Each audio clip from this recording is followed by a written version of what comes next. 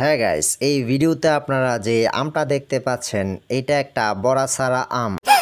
আসলে এটা কোনো বড়াসারা আম না, এর ভিতরে কিছু পরিমাণের মালাই কুলফি ভরা হয়েছে। তো আপনারাও যারা যারা ইচ্ছুক তারা জেনে নিতে পারেন এই রেসিপিটা। তো আমরা আজকে এই বড়াসারা ম্যাঙ্গো বা সিডলেস ম্যাঙ্গোটাই তৈরি করব।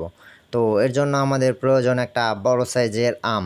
তো আমি এই আমটা বাজার থেকে নিয়ে আসছি এবং কাটার জন্য একটা ছুরিও নিয়ে এসেছিলাম। তো এই ছুরিটাতে একটু ধার ছিল না। তো আমি আমার পুরনো অস্ত্রটা বের করলাম এবং ওইটা দিয়ে আমটা কাটা শুরু করলাম। তো দেখতেই পাচ্ছেন এটা দিয়ে আমাদের কাজটা খুব সহজেই হয়ে গিয়েছে।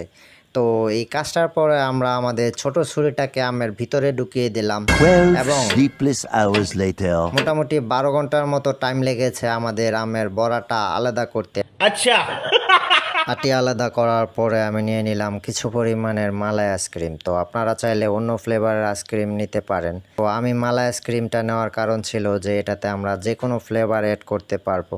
আপনারা আপনাদের পছন্দ মতো আইসক্রিম নিতে পারেন। আমার পছন্দের আইসক্রিম যেহেতু মালাই আইসক্রিম, তো আমি এর ভিতরে মালাই আইসক্রিমটাই ঢালবো।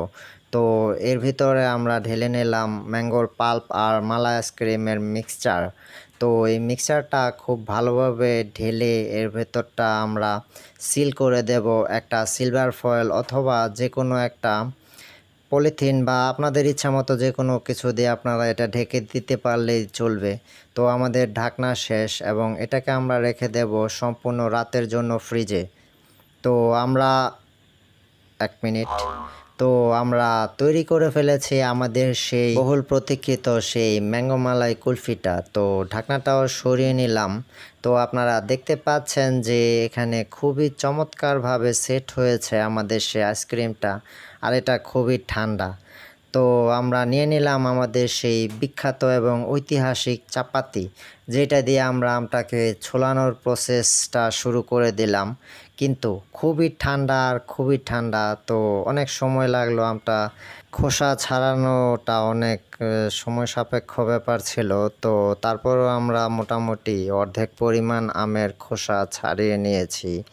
তো এটাকে আমি কেটে ফেলার পরিকল্পনা করলাম এবং কেটেও ফেললাম। তো দেখতেই পাচ্ছেন এই সেকশনটা খুবই স্যাটিসফাইং। তো আপনারাও চাইলে ঘরের ভেতরে আমটার এই রেসিপি তো বলবো না, আইসক্রিমটা আপনারা ঘরের ভিতরে বানিয়ে ফেলতে পারেন। আমি যেভাবে দেখিয়ে দিয়েছি সেইভাবে মোটামুটি এই প্রসেসটা ফলো করলে আপনাদের আইসক্রিমটা খেতে খুবই সুস্বাদু হবে আর বেশি ঝামেলাতে যাওয়ার কোনো প্রয়োজনও নাই। তো আপনারা দেখতে পাচ্ছেন খুবই ভালোভাবে এই আইসক্রিমটা তৈরি হয়েছে। তো আমি আর বেশি ওয়েট করতে পারলাম না, তো একটা কামড় বসিয়েই দিলাম। তো এই আইসক্রিমটা আইসক্রিম তো ঠান্ডা লাগবেই, তারপর ওই আইসক্রিমটা খুবই ঠান্ডা ছিল। তো আমি আইসক্রিমটা খেতে আমার কাছে খুবই ভালো লেগেছে। তো অবশ্যই একটা লাইক করে দেবেন ভিডিওটাতে। আর ওই যে আছে না একটা স্টাইল,